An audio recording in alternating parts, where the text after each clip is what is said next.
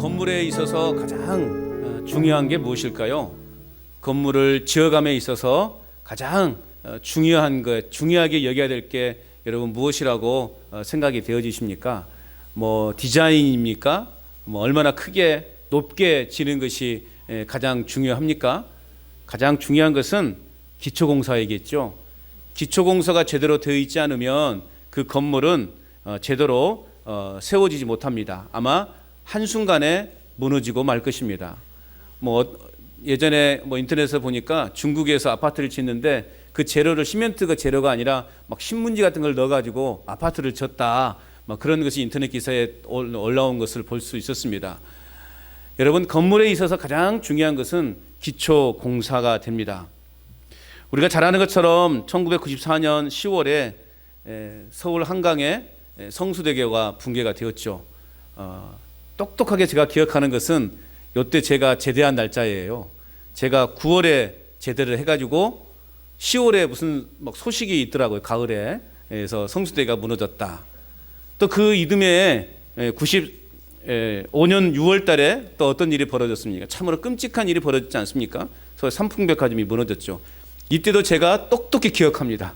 왜냐하면 이때 이제 제가 이제 신학교를 가기 위해서 재수를 하고 있을 때예요. 서울에서 재수학원을 다니고 있는데 점심을 먹는데 주변에서 그래요. 야, 어디 백화점이 무너졌대. 뭐 건물이 무너졌대. 이런 소리를 막 옆에 있는 그 친구들이 동생들이 이야기를 하는 거예요. 그래서 도대체 뭔 건물이 무너졌나 싶었는데 나중에 알고 보니까 삼풍백화점이었어요. 엄청나더라고요. 그 무너진 곳이. 그래서 똑똑히 기억합니다. 또 작년 초에는 광주의 한 아파트 신축 공사장이 일부 무너지게 되면서 붕괴가 되어지면서 또 많은 또 사상자가 생기게 되었죠. 자, 이런 모든 사고의 원인은 결국 부실공사죠. 그리고 불법 개조, 불법 설계, 그리고 건축 비용 등을 좀 아껴 보려고 꼼수를 썼다가 이제 완전히 다시 다 무너뜨리고 다시 져야 되는 그러한 일들이 손실을 가져오게 됩니다. 엄청난 인명 피해와 또 경제적 손실을 가져오게 되는 것이죠. 오늘 우리의 신앙에 있어서도 우리의 신앙의 기초를 견고하게 하지 않으면 우리는 그 위에 그 어떤 것도 쌓을 수가 없다라는 것입니다. 여러분, 신앙의 연수가 중요한 게 아니에요. 내가 모태 신앙이고 내가 몇 년 동안 교회를 다녔고 내가 평생을 하나님을 위해서 일했다. 여러분, 그게 우리의 자랑이 되어서는 안 되는 것입니다. 중요한 건 뭐냐? 우리의 신앙의 기초가 얼마나 단단하게 박혀져 있냐 이거죠. 여러분, 교회에서 이렇게 다툼을 일으키고 문제를 일으키는 사람이 어떤 사람들입니까? 막 교회 오는 초신자들이 여러분 교회 분란을 일으킵니까? 그러지 않습니다. 교회에 오래 다닌 사람들, 또 교회에서 여러 또 직분들을 맡고 있는 그런 사람들이 대부분 교회에 갈등을 일으키고 분란을 일으키고 분쟁을 일으키는 거예요. 왜 그럴까? 도대체 왜 그런 사람들이 그렇게 교회에 어떤 갈등들을 일으키는 것일까? 제가 한마디로 결론을 내리면 신앙의 기초가 없기 때문에 그래요. 기초가 없으니 기초가 없는 상태에서 그 위에 계속 신앙이라고 하는 그 허울 좋은 그런 것들을 쌓아 올렸으니 그 기초가 여러분 어떻게 되겠냐고요. 어느 순간이 딱 되니까 그게 흔들려 버리고 무너져 버리는 거예요. 그러다 보니까 우리의 신앙이 와르르 무너지는 거죠. 그러다 보니까 교회 안에 어떤 불신을 또 분열을 또 갈등을 문제들을 일으키게 되는 것이죠. 우리는 신앙의 기초를 단단히 견고하게 세워가야 합니다. 혹여 내가 지금 신앙의 이 건물을 잘못 졌다면 어떻게 해야 될까요? 지금이라도 무너뜨려야 돼요. 지금이라도 무너뜨려서 다시금 내가 신앙의 첫 발을 내디뎠던 것처럼 그 모습으로 다시 돌아가야 한다는 것입니다. 여러분, 건물을 얼마나 높이 지을 수 있느냐가 중요한 게 아니라 그 기초가 얼마나 견고하냐에 달려있다는 거죠. 그래서 건물이 높이 올라가면 올라갈수록 땅을 깊게 파야 돼요. 그리고 설계대로 원래 설계한 그대로 또 이렇게 재료들을 사용해야 되는 것입니다. 사람들이 그러한 건축 그 비용이 너무 올라가다 보니까 그걸 조금 비용을 절감하기 위해서 불법을 행하고 있는 것을 많이 보게 되죠. 그러니 아파트를 짓고 나니까 막 아파트 문이 안 맞는다는 등, 뭐 물이 샌다는 등, 뭐 여러 하자들을 이렇게 이야기하지 않습니까? 우리의 신앙에 있어서도 기초가 견고하게 바로 서지 못하면 여러 가지 문제에 봉착하게 되는 거예요. 우리 개인의 삶뿐만 아니라 교회 공동체 안에도 막대한 손해를 입히게 된다라고 하는 사실입니다. 여러분, 신앙의 기초를 견고하게 해 가시기를 바랍니다. 우리 간전제일교회만 있으면 견고해질 겁니다. 다른 곳에 가지 마세요. 다른 곳에 가서 견고하게 하지 마시고 우리 간전제일교회만 열심히 다니시고 또 제가 가르쳐 드리는 거 잘 습득하시면 여러분 신앙이 아마 견고해질 거라고 저는 확실히 믿습니다. 다른 데 가지 마세요. 그리고 또 다른 데 가서 새로운 거 배웠다고 자랑하지 마시고 본교회에 열심히 충성하면 우리의 신앙이 견고해질 수 있다라는 거죠. 자, 그렇다면 오늘 우리 신앙의 기초가 되는 것이 뭘까? 우리 신앙의 기초가 되는 게 뭘까? 물론 말씀이 우리 신앙의 기초가 되어야 되겠죠. 그러나 우리의 신앙의 진정한 기초가 되는 것은 뭐냐라고 할 때 그건 바로 예배인 것입니다. 하나님을 예배하는 것, 그것이 우리 신앙의 기초를 쌓아가는 거예요. 예배를 실패하면 그래서 우리의 삶을 실패하는 겁니다. 단순히 주일에 한 번 그냥 예배당에 와서 앉아 있다가 가는 것으로 다 되는 것이라고 여러분 생각하면 안 돼요. 나 오늘 1시간 그냥 예배당에 앉아 있다가 이제 내 할 거 다 했으니 이제 돌아간다. 그런 개념으로 여러분 주일에 참석하시면 안 된다는 거예요. 제가 지난주에도 말씀을 드렸던 것처럼 오늘 온전한 예배, 신령과 진리로 드리는 예배를 통해서 하나님의 사랑이 우리 가운데 임재하게 되는 것입니다. 그래서 예배를 통해 우리는 충분히 재충전을 받아야 되는 거예요. 여러분 주일날 예배당에 오는 이유는 뭐예요? 재충전 받기 위해서 오는 거예요. 기름도 차에 기름을 계속 충전해 줘야 되는 것처럼 전기차도 계속 충전해 줘야 되는 것처럼 교회가요 그런 곳이에요. 우리가 주일에 단순히 와서 그냥 예배만 드리고 헌금하고 가는 것이 아니라 우리는 이 주일 한번 세상에서 얼마나 여러분 힘들게 살아오셨습니까? 모든 에너지를 세상에 다 쏟았단 말이에요. 그렇다면 이제 우리가 주일에 다시금 하나님의 그 은혜로 채워야 되지 않겠습니까? 그 은혜로 채워서 우리는 다시금 세상으로 나아가야 하는 것입니다. 그래서 교회는 이 주일 예배는 충전소예요. 여러분 열심히 충전하고 계셔야죠.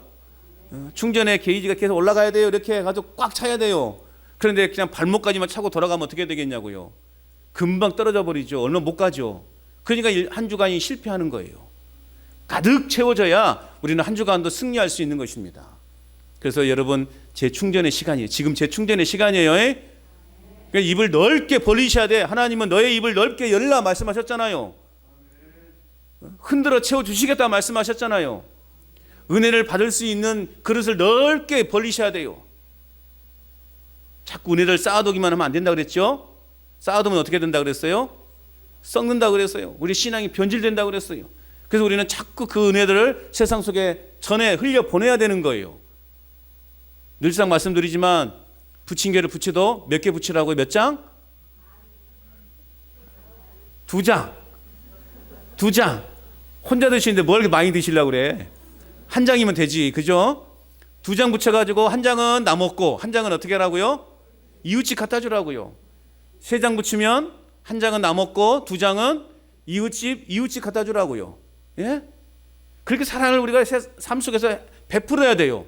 자꾸 베풀어요. 그러면 우리의 마음속에 있는 그 은혜들이 또 소진되잖아요. 그죠? 그러면 또 주일날 와서 그 은혜를 또 받아가는 거예요. 또 받아서 세상으로 나아가는 거예요. 이게 반복돼야 돼요. 그래서 새로운 은혜가 계속 채워지는 것이지 그냥 은혜만 채워놓고 그러면 어떻게 돼요? 썩어요. 썩으니까 어떻게 돼요? 탈이 나는 거예요. 그래서 교회가 탈이 나는 거예요. 여러분 모두가 다 은혜를 그냥 매주 그냥 한 주 동안 열심히 쏟아내시고 또 주일에 새로운 은혜를 받아보세요. 겸손해지는 거예요. 겸손해지니 교회가 여러분 다툼이 일어날 수 있습니까? 일어날 수 없는 거예요. 교회 다툼을 일으키는 사람들은요 실생활 상황을 보면 그렇게 살아가지 못해요. 다 자기 욕심을 위해서 살아가는 사람들이 많다라는 거예요. 오늘 재충전 충만하게 받으시길 바랍니다. 자, 그런 점에서 오늘 본문은요 하나님께 드리는 우리의 예배가 얼마나 중요한지에 대해서 말씀하고 있습니다. 형식적인 예배는 마치 부실공사로 지어진 건물과 같은 거예요. 부실공사의 문제는 단지 건물이 튼튼하지 못한 데에서만 있는 것이 아니죠. 부실공사로 인해서 잘못 지어진 건물 때문에 어떤 일이 벌어져요? 자칫 수많은 사람들이 목숨을 잃을 수 있다는 거예요. 여러분, 우리의 신앙이 부실공사가 되어 있으면 어떻게 돼요? 수많은 사람을 죽일 수도 있다는 거예요. 꼭 우리가 칼로 누군가를 배를 찔러야만 죽인 건가요? 우리는 말로서도 얼마나 많은 사람들을 죽이고 있습니까? 우리의 신앙이 부실공사가 되면, 우리의 신앙이 잘못 이렇게 건축되어지면 결국 우리는 많은 사람들에게 상처를 줄 수 있고 많은 사람을 죽일 수도 있는 거예요. 그러한 건물의 부실공사보다 더 심각한 것은 뭐냐? 우리의 영적인 부실공사라는 거예요. 우리 영적으로 부실공사가 되어 있어요. 우리는 그것을요 허물어뜨려야 돼요. 그리고 다시 땜질을 하든지 완전히 무너뜨려서 다시 시작하든지 우리는 그렇게 해야 돼요. 교회 건물은 멋있게 세워지고 있습니다. 요즘 한국교회 보세요. 시골에도 보면요, 야, 어떻게 교회를 저렇게 멋지게 지었을까? 교회들이 얼마나 멋진지 몰라요. 또 여러분, 교인들이 수도 없이 엄청나게 많아졌어요. 그런데 실상은 하나님과의 관계에 있어서는요 너무나 부실해져 있다는 거예요. 교회는 멋지게 세워졌어요. 웅장하게 세워졌어요. 수많은 사람들이 그곳에서 예배를 드린다고 예배를 드리고 나와요. 수많은 사람이 구름대처럼 몰려 나와요. 그럼에도 불구하고 그들에게 하나님과의 관계가 부실해져 있는 상태라면 과연 그게 무슨 의미가 있겠냐고요. 가장 심각한 것은 예배의 부실이에요. 아무런 감동도 없는 그런 형식적이고 무의미한 예배가 수없이 드려지고 있는 오늘 우리 한국교회의 모습이 아닌가 하는 진단을 내려봅니다. 코로나 팬데믹을 지나면서 더 많은 사람들이 이제 온라인 예배로 전환하면서 더 많은 사람들이 이 예배에 대한 소중한 가치를 놓쳐버리고 살아가는 사람이 너무나 많아졌어요. 처음에는 좋았죠. 야, 새롭다. 새롭다 하면서 새로우면은 이제 그것들을 서로 개발하면서 교회들이 이제 온라인 예배에 대한 시스템을 구축해 가고 뭐 인터넷에 보면은 이제 그런 거 소개하는 것들이 참 많았어요. 저도 처음에는 이제 그것들을 많은 사람들에게 막 소개해 줬어요. 이렇게 인터넷 방송을 해야 됩니다. 이런 프로그램이 있습니다. 이런 어플을 받으셔서 이렇게 하면 돼요. 막 그렇게 설명해 줬어요. 그래서 지금에 와서 생각해 보니 이제 그 부작용이 나타나는 거예요. 예배에 대한 소중함을, 예배에 참여하는 우리의 마음의 자세가 이제는 흐트러져 버리는 것을 보게 됩니다. 여러분, 왜 예배의 감격과 기쁨이 없는 것일까요? 왜 우리에게는 이런 예배의 감동과 기쁨이 없는 것일까요? 예배를 그렇게 열심히 드리는 것 같은데 왜 우리의 삶에는 진정한 변화가 없는 것일까요? 여러분, 예배 열심히 드리잖아요. 그럼에도 불구하고 왜 우리의 삶에는 변화가 없는 것인가? 그 원인이 과연 누구에게 있다고 생각하십니까? 물론 내 자신에게도, 이 목회자에게도 그 문제가 있다라고 그렇게 인정할 수밖에 없죠. 그러나 더 중요한 것은 뭐냐? 예배드리는 바로 내 자신에게 있다는 사실을 여러분 인정하시기를 바랍니다. 지금 예배드리는 내 자신에게 문제가 있다는 거. 바로 예배드리는 내 자신에게 문제가 있으니 내 마음속에 그 은혜를 받을 만한 준비가 되어 있지 않으니 그 은혜가 내게 임하지 않는 거예요. 오늘 본문에서 우리는 바로 바른 예배를 드리지 못한 그러한 제사장들과 백성들로 인해서 속이 상해하시는 그 하나님의 책망의 소리를 오늘 우리는 보게 됩니다. 하나님이 얼마나 지금 속상해 하시는지를요, 이 말라기서를 읽으면 느껴져요. 여러분도 아까 말씀을 읽을 때도 느껴지지 않으셨습니까? 하나님이 얼마나 속상해 하시는가. 오늘 6절 말씀 한번 읽어볼까요? 6절 시작. 내 이름을 멸시하는 제사장들아, 나 만군의 여호와가 너희에게 이르기를 아들은 그 아버지를, 종은 그 주인을 공경하나니 내가 아버지일진데 나를 공경함이 어디 있느냐? 내가 주인일진데 나를 두려워함이 어디 있느냐 하나 너희는 이르기를 우리가 어떻게 주의 이름을 멸시하였나이까 하는도다. 여러분, 오늘 본문을 보세요. 하나님은요, 애비도 몰라보는 자식이라고 또 주인도 몰라보는 종들이라고 책망하고 계시는 거예요. 여러분, 사실 당시에 이 제사장들이나 백성들은요, 하나님을 향해서 직접적으로 욕하지 않았어요. 욕하지 않았음에도 불구하고 하나님은 지금 이들을 책망하고 있는 거예요. 형식적으로는 아무 문제 없이 이들은 절기 때마다 형식에 맞는 제사를 잘 드렸어요. 한마디로 하나님이 택한 백성으로서의 기본적인 의무를 다 행하고 살았단 말이에요. 그런데 하나님은 그들의 행동을 보면서 속상해 하시는 거예요. 그들은 이렇게 하나님을 항의하죠. 우리가 최선을 다해서 제물을 드렸고 제사를 드렸고 또 하나님의 백성으로서 의무를 다했는데 하나님 그게 무슨 말씀입니까? 우리가 어떻게 주의 이름을 멸시하였나이까? 우리가 언제 주님의 이름을 멸시했다고 그렇게 말씀하십니까? 지금 항변하고 있는 거예요. 따져 묻고 있는 거예요. 오늘의 상황으로 표현하자면 아니 우리가 주일 예배에 빠진 적이 있습니까? 그렇다고 우리가 헌금을 안 한 적이 있습니까?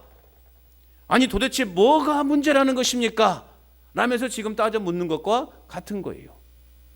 그럼에도 불구하고 하나님은 지금 속상해하고 있어요. 하나님 보시기에는 그들의 제사는 어떤 제사였느냐?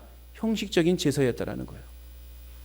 오늘 우리가 이처럼 매주마다 한 번도 빠지지 않고 내가 예배당에 앉아서 하나님을 예배하고 있는데 하나님 무슨 말씀입니까? 그렇게 따져 물을 수도 있어요. 그런데 우리 하나님이 속상해 하신 이유는 뭐냐? 우리가 드리는 이 예배가 너무나 형식적이라는 거예요. 알맹이가 없는 껍데기 신앙이라는 것입니다. 여러분 우리는 이 세금과 헌금을요 구별할 수 있어야 돼요. 세금은 뭐예요? 의무로 내는 것 아니겠어요?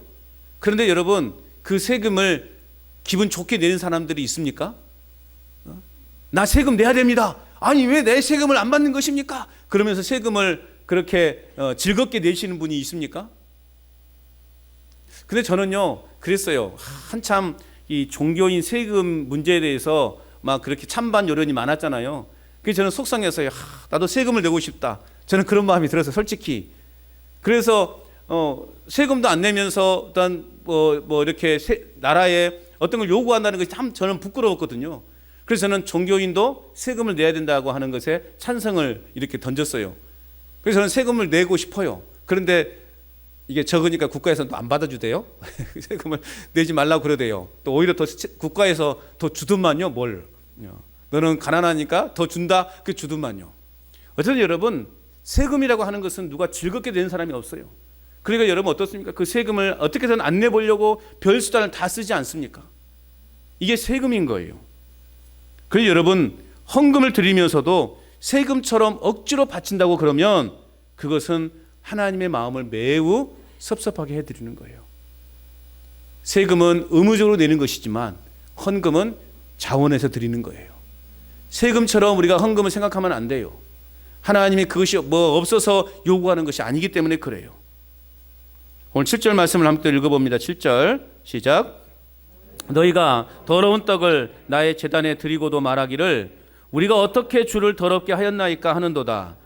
이는 너희가 여호와의 식탁은 경멸히 여길 것이라 말하기 때문이라. 자, 이스라엘 백성들이 하나님께 바치는 떡에는요 두 종류가 있습니다.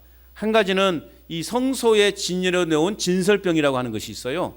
그리고 또 하나는 감사제로 드리는 소제의 떡이 있습니다. 그런데 오늘 본문에서 말하는 이 떡이라고 하는 것은 더러운 떡은 뭐냐? 이 더럽고 부정한 제물, 더럽고 부정한 제물을 말하는 것이죠. 제단에 바쳐진 희생 제물의 고기를 말하는 거예요. 그런데 이 떡이 어떤 떡이라고 그랬어요? 이 떡이 어떤 떡이에요?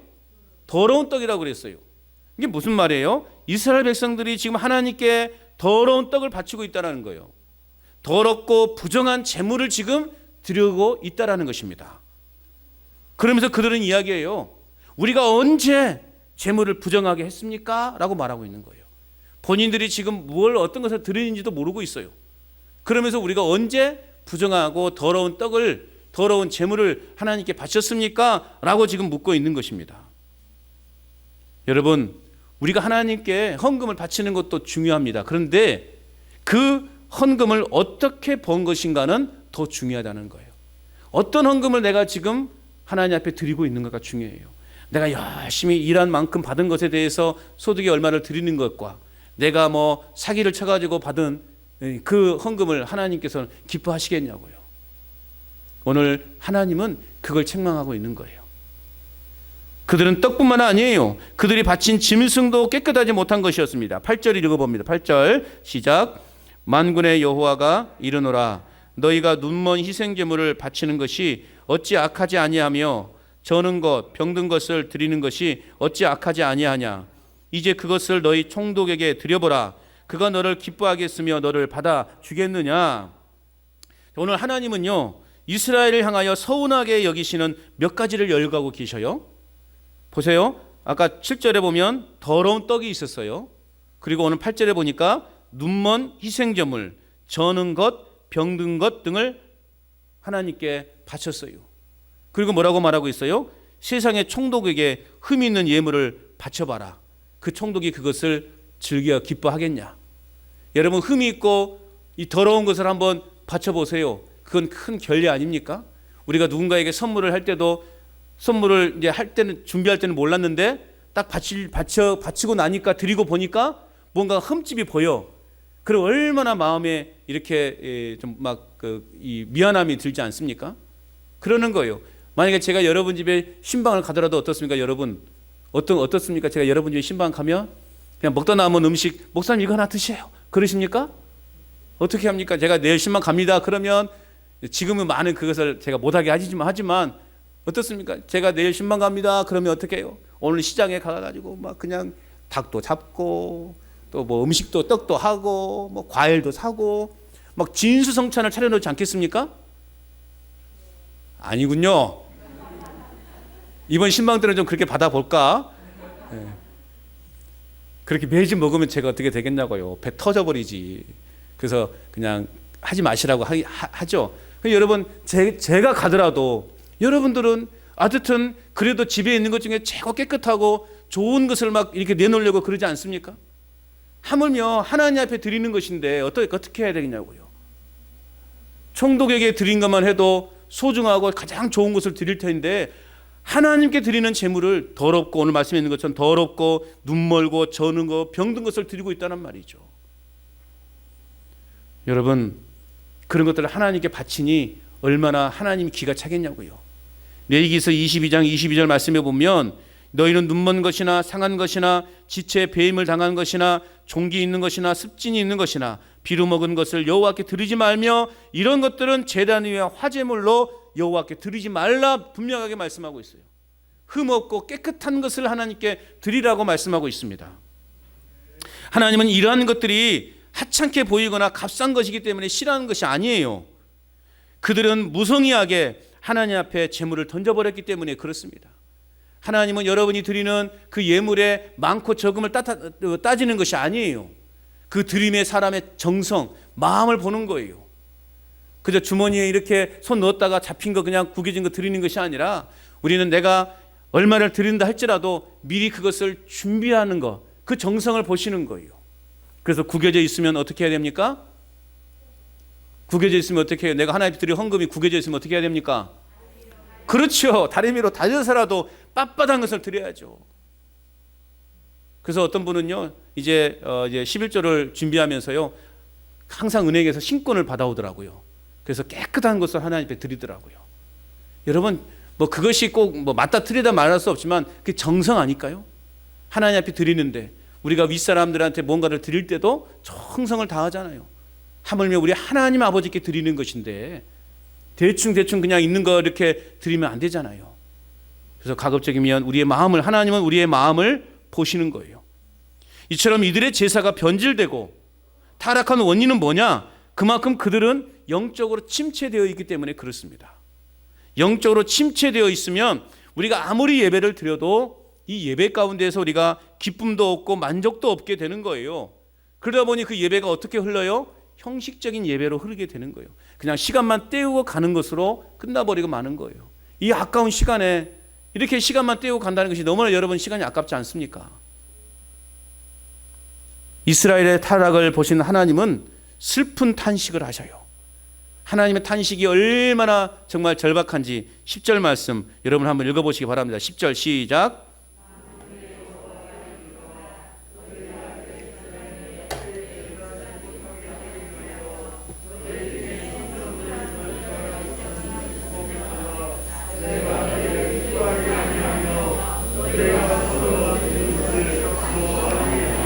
아멘. 하나님의 이 탄식의 마음 아시겠어요? 얼마나 속상해 하시는지 여러분 느껴지십니까? 성전문을 닫을 자가 있었으면 좋겠다. 내가 너희를 이제 기뻐하지 않겠다. 너희가 손으로 드리는 것 내가 하나도 받지 않겠다. 불경건한 재물을 뻔뻔스럽게 바치는 그들에 대한 하나님의 마음, 그 마음은 분노를 넘어서서 정말 가슴을 칼로 여미는 듯한 아픔으로 표현되고 있어요. 누군가가 성전문을 닫아서 이런 형식적이고 더러운 재물들이 성전으로 들어오지 않았으면 좋겠다라고 지금 하나님은요 탄식하고 있는 거예요. 그들은 하나님을 무시하고 사용 가치가 없는 것들을 가지고 하나님 앞으로 가져왔어요. 쓰다 남는 것을 드리는 것은 하나님께 드리는 예물이 아니에요. 내 할 일 다 하고 나서 남는 시간에 내가 하나님을 예배한다라는 것은 진정한 예배가 아니에요. 내가 먼저 하나님께 이 예배 시간을 놓치지 않고 빼놓지 않고 먼저 예배를 드린 후에 내 할 일을 하는 것이 예배자의 삶이지, 내가 할 것 다 해놓고 내가 오늘 시간 없으니 오늘 예배는 쉬어간다, 완전히 잘못된 신앙인 거예요. 여러분, 예배가 중심이 되기를 바랍니다. 예배가 우리의 삶의 중심이 되어야 되는 거예요. 제가 다음 주에 한번 볼랍니다. 다음 주가 무슨 날이에요? 설날이에요. 이 시간 되면 이제 아침 먹고 뭐 이제 또 자녀들 어디 가고 뭐 딸네 집에 가고 이제 뭐 처갓집 가고 막 그런 이제 분주한 시간이거든요. 딱 이 시간이네. 제가 지난주에 뭐라고 말씀을 드렸어요? 애들 챙겨주느라고 교회에 오지 말라 그랬습니까? 뭐라고 그랬어요? 미리 챙겨 놓으시라고. 미리 챙겨 놓으시든지 아니면 같이 예배당에 와서 예배를 드리고 예배당에 예배 끝난 후에 그래 가라 빠이빠이 우리 가자 그렇게 하든지 하라 그랬잖아요. 다음 주가 좋은 이제 테스트가 되겠네. 예? 다음 주 제가 한번 볼랍니다. 예? 다음 주에 애기들 하나 더 챙겨줘야지. 안 챙겨줘도 됩니다. 예? 안 챙겨줘도 돼요. 안 챙겨줘도 잘 먹고 잘 살아요. 알아서도 챙기라면 챙겨 간다고요. 챙겨주시라면 미리 챙겨 놓으시고 예배 시간은 놓치지 않아야 돼요. 그래서 같이 다음 주에는 막 가족들과 함께 와서 예배 드리고 다음 주에 특송하실 수 있는 가정이 있으면 좋겠습니다. 미리 광고를 드려요. 그래서 가족끼리 와서 함께 자녀들과 함께 특송하는 것도 얼마나 멋져요. 숫자가 많든 적든 그게 중요한 게 아니에요. 다음 주에 아무튼 그런 은혜가 있었으면 좋겠습니다. 내 할 일 다 하고 나서 남는 시간에 하나님을 예배한다? 이건 완전히 잘못된 신앙이에요. 이런 신앙이 무너질 수밖에 없고 부실공사가 될 수밖에 없는 거예요. 또 내가 쓸 만큼 쓰고 나서 남는 걸 하나님 앞에 드린다? 이것도 진정한 헌금이 아니에요. 먼저 하나님께 바쳐 띄어넣고 나머지를 내가 사용하는 거예요. 이게 바로 올바른 우리 신앙 그리스도인들의 재정 관리예요. 하나님 것을 먼저 띄어놓고 내가 사용하는 거예요. 사용하고 나서 남는 거 하나님께 드리는 것이 아니라 철저해야 됩니다. 우리의 불신앙의 죄도 큰 죄이지만 하나님을 멸시하는 것도 더 큰 죄가 되는 거예요. 그런데 우리가 하나님을 멸시하고 살면서도 그 사실조차도 모르고 살아간다는 거예요. 그러니 하나님께서 얼마나 답답하시겠냐고요. 내가 지금 어떤 마음으로 예배하고 있는지, 내가 잘못된 예배를 드리고 있는지 잘된 예배를 드리고 있는지를 분간하지를 못하는 거예요. 그러니 하나님이 얼마나 속상하겠냐고요. 여러분, 부탁을 드립니다. 하나님이 기뻐하실 수 있도록 예쁜 짓 좀 하고 삽시다. 아멘. 하나님이 기뻐하실 수 있도록 예쁜 짓 좀 하고 살자고요. 예? 자녀들에게 손주들에게 예쁜 짓 좀 해봐라 그러지 마시고, 예? 손주들 오면 어디 예쁜 짓 좀 해봐, 예쁜 짓 좀 해봐라 그러잖아요. 예? 손주들에게 예쁜 짓 좀 해봐라 말하지 말고 우리가 하나님께 예쁜 짓 좀 하고 살자고요. 왜 아멘 안 하시냐고요. 우리가 하나님 앞에 어떻게 하자고요? 예쁜 짓 좀 하고 살자고요. 그 예쁜 짓이 뭐예요? 예배 잘 드리는 거예요. 예배 잘 드리는 거예요. 예배가 우리의 삶의 우선순위가 돼야 돼요. 아무리 바빠도 나는 예배는 빠질 수 없다라고 하는 그 마음을 우리가 가져야 되는 거예요. 그래서 가급적이면 주일날에는 일을 잡지 말자 말씀드렸죠. 모내기 날짜도 가급적이면 주일날 피하자. 추수하는 날짜도 가급적이면 주일을 피하자. 아무 생각 없이 그냥 날짜 정하지 마시고, 예? 그 이상한 거 보고 뭐 손 없는 날 뭐 그런 거 보지 마시고 우리 주일은 온전히 하나님께 드리는 날로. 아멘. 바른 예배 그리고 바른 예배자의 삶을 살아가는 것이 하나님께 드리는 최고의 기쁨의 선물이에요. 헌금을 많이 드린다고 하나님이 기뻐하실까요? 아니에요. 목사는 기뻐할 수도 있습니다. 예? 목사는 기뻐할 수 있어요. 여러분이 헌금을 많이 드리면 목사는 기뻐할 수 있어요. 그런데 하나님은 그걸 갖고 기뻐하시는 것이 아니에요. 하나님은 여러분이 이처럼 예배를 잘 드리는 것, 집중해서 예배를 드리는 것, 하나님의 은혜를 사모하는 마음으로 예배 드리는 이 자세를 하나님은 기뻐하시는 거예요. 내가 병상에 누워 있을지라도 하나님을 예배하는 그 마음을 놓치지 않겠다라고 하는 그 믿음을 하나님은 기뻐하시는 거예요. 그런데 여러분, 이런 이스라엘의 타락은 결국 복음이 이방인으로 옮겨지는 계기가 돼요. 11절 말씀 같이 읽어봅니다. 시작. 만군의 여호와가 이르노라. 해 뜨는 곳에서부터 해 지는 곳까지의 이방 민족 중에서 내 이름이 크게 될 것이라. 각처에서 내 이름을 위하여 분향하며 깨끗한 제물을 드리리니 이는 내 이름이 이방 민족 중에서 크게 될 것임이니라. 아멘. 자, 보세요. 해 뜨는 곳에서부터 해 지는 곳까지의 이방 민족 중에서 내 이름이 크게 될 것이라. 결국 이 이스라엘의 이 변질된 신앙, 이 변질된 예배는 결국 그 은혜가 다른 이방인에게로 흘러간다라는 거예요. 여러분, 우리가 바른 예배의 삶을 살지 아니하면 우리 주님은 촛대를 옮기시겠다고 말씀하셨어요. 처음 사랑을 잃어버린 에베소 교회, 요한계시록을 보면 처음 사랑을 잃어버린 이 에베소 교회를 향하여 주님은 뭐라고 말씀하셨어요? 계시록 2장 5절 말씀에 보면 내가 내게 가서 내 촛대를 그 자리에서 옮기리라 말씀하셨어요. 하나님의 그 구원의 복을 다른 곳으로 옮겨버리시겠다는 거예요. 하나님의 그 은혜의 깃발을 다른 곳에다 꽂아버리겠다는 거예요. 촛대는 교회를 가리키죠. 즉 교회는 그리스도의 교훈을 빛나게 하는 곳이어야 하는데 그 빛을 잃어버리면 그 은혜의 복음을 다른 곳으로 옮겨버리겠다는 거예요. 오늘 우리 교회가 하나님의 그 생명의 빛을 발해야 되고 복음의 빛을 발해야 되는 그 사명이 있는데 그 빛을 잃어버리면 하나님의 복이 떠나겠다는 거예요. 여러분, 우리 교회가 복이 넘치는 교회가 되기를 바랍니다. 그러기 위해서는 우리가 하나님의 빛을 비추는 교회가 되어야 되는 거예요.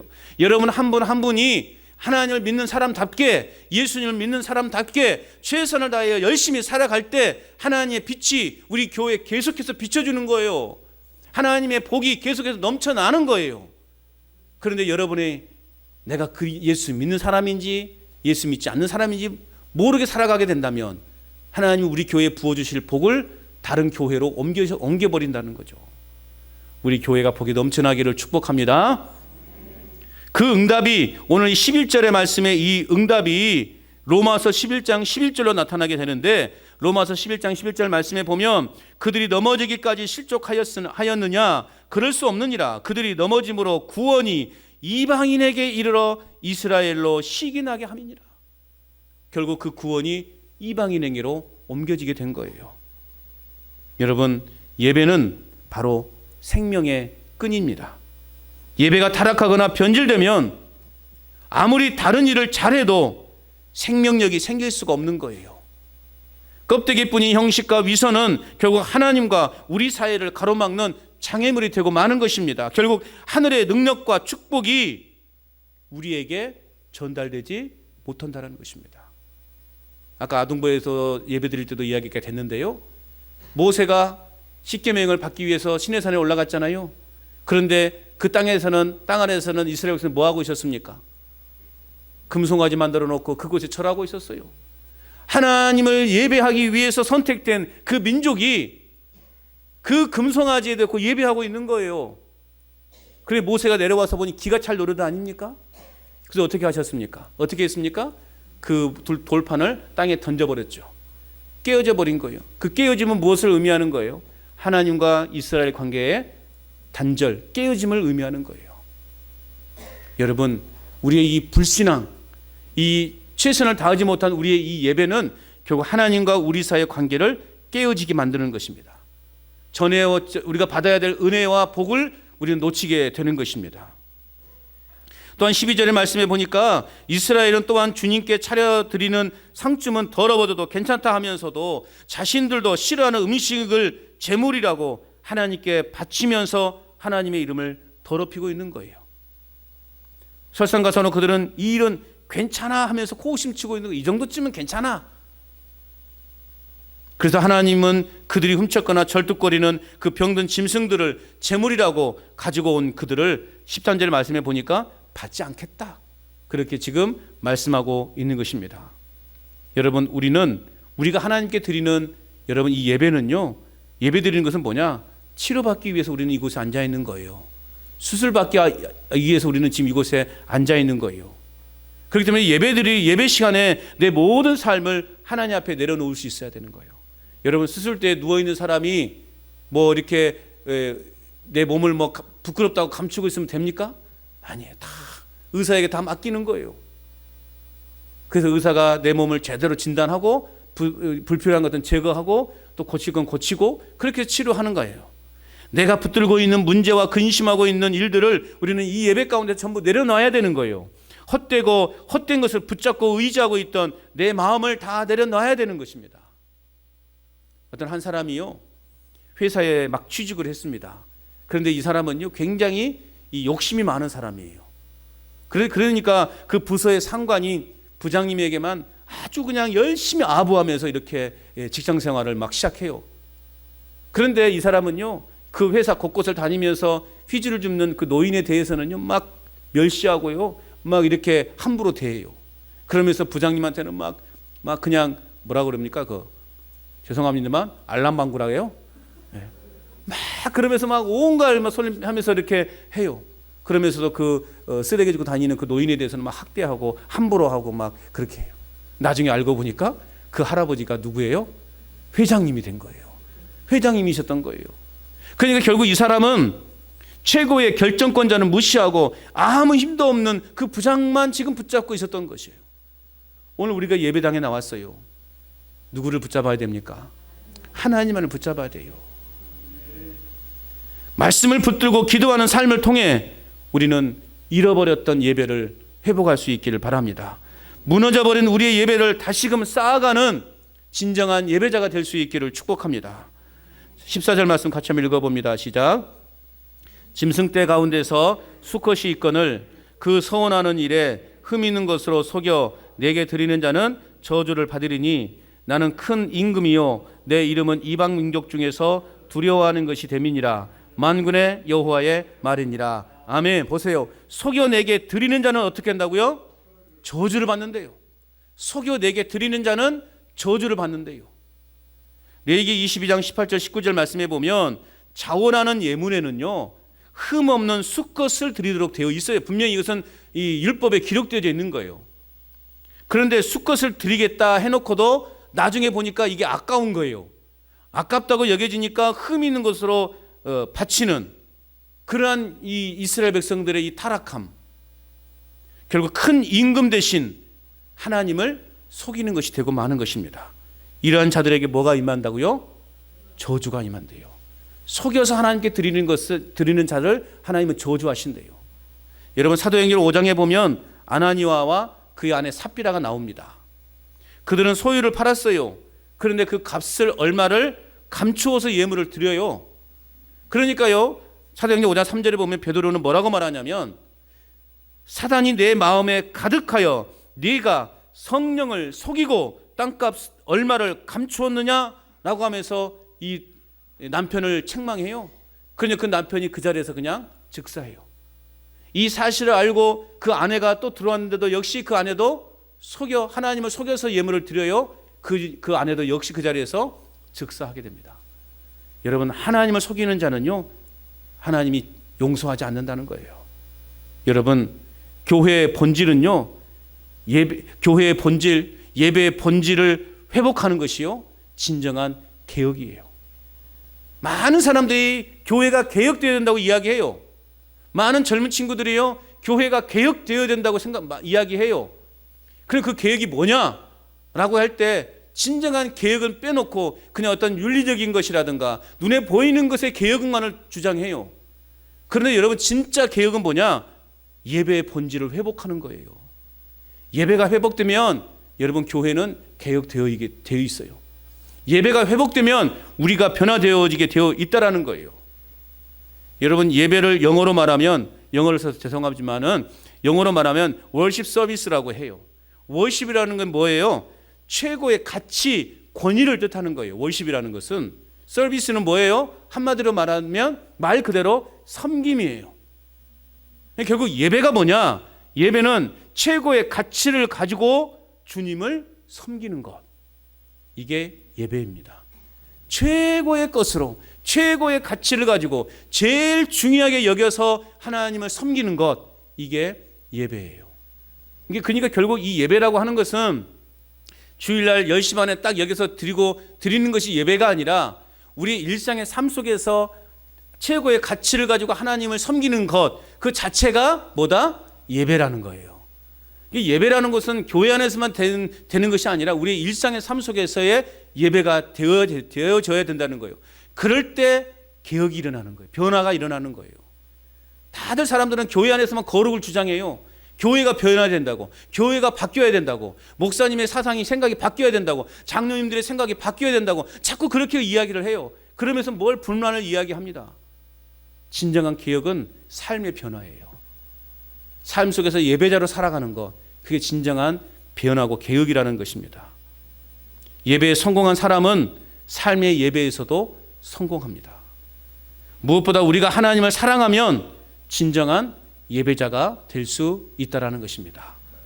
여러분, 이 사랑한다는 말과 좋아한다는 말은요, 비슷한 의미로 보여집니다. 그런데요, 이 깊이 있게 보면 정반대를 뜻할 때도 있다라는 거죠. 사랑한다와 좋아한다라는 말. 자, 예를 들어 볼게요. 생각해 보세요.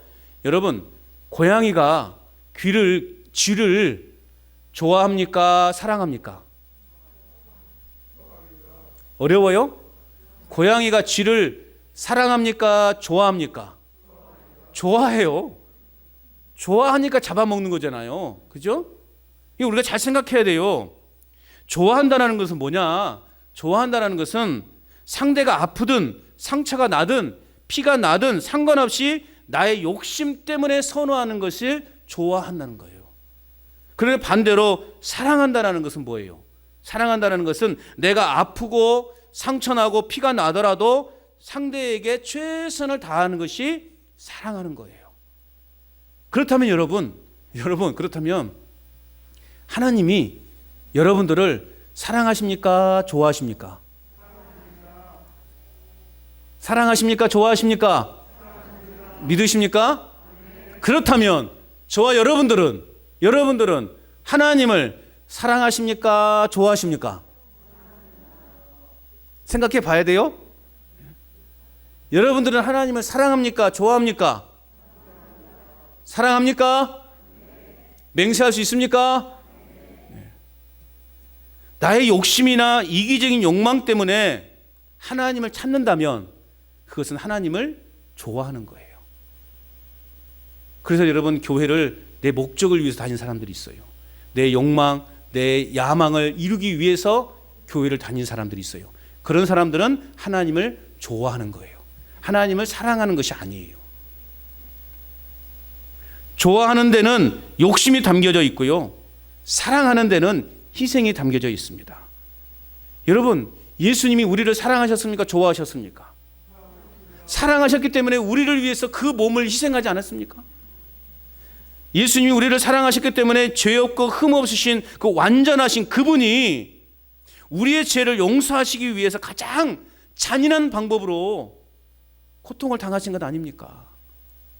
우리를 사랑하는 마음이 없었다면 예수님이 그 십자가의 길을 걸어 가셨겠습니까? 우리를 좋아하셨다면, 만약에 예수님이 우리를 단지 그냥 좋아했더라면 아마 예수님은 이스라엘의 새로운 임금이 됐을 거예요. 세계를 제패하는 그러한 임금이 되었을 거예요. 그 군중들의 그 힘을 업어서 등에 업고 아마 임금이 되었을 거예요. 세계를 제패했을 거예요. 그만한 능력이 있으시잖아요. 그래서 예수님은 우리를 좋아하신 것이 아니라 좋아하신 것을 넘어서 사랑하셨어요. 사랑하셨기 때문에 가장 잔인한 방법으로 우리를 위해서 십자가의 길을 걸어가신 거예요. 여러분, 우리도 예수님을 사랑하시길 바랍니다. 말로만 예수님 사랑합니다 그렇게 말하는 것이 아니라 내 삶 속에서도 예수님이 나를 위해서 가장 잔인한 방법으로 희생하셨던 것처럼 우리도 다른 사람을 위해서 희생하는 삶을 살아가야 돼요. 그것이 이웃을 진정 사랑하는 거예요. 여러분, 옆집 사람 사랑하시렵니까? 좋아하시렵니까? 예? 사랑하십시오. 단순히 사랑한다고 그래서 입술로만 사랑하는 것이 아니라 사랑에는 그 이웃을 위해서 희생하겠다는 마음이 있는 거예요. 내가 손해를 보더라도 설령 내가 부침개를 2장 붙이려고 했는데 1장 붙이고 또 1장 붙이는데 이게 타버렸단 말이죠. 그럼 어떻게 해야 돼? 에이, 오늘 주면 안 되겠네. 그게 아니라 타버렸다면 어떻게 해야 돼요? 내가 먹으려고 붙였던 그것을 갖다 줘야 되는 거죠. 이게 사랑하는 거예요. 예? 2장 붙이고 있는데 말이죠. 하나 붙었다고 타버렸다고 그냥 에이, 내 거 먹는 게 아니라 내가 먹으려고 만들어 놓은 부침개를 옆집에 갖다 주는 거. 그게 사랑이에요. 참 쉽죠? 예. 사랑하는 건 참 쉽죠? 예. 좋아하지 마시라고요. 사랑하시라고요. 주님은 우리를 그렇게 사랑하셨습니다. 그 사랑이 바로 우리의 예배를 통해 나타나게 된다라는 것입니다. 한마디로 예배를 제대로 드리지 않는 것은 어떤 것입니까? 하나님을 사랑하지 않는 거예요.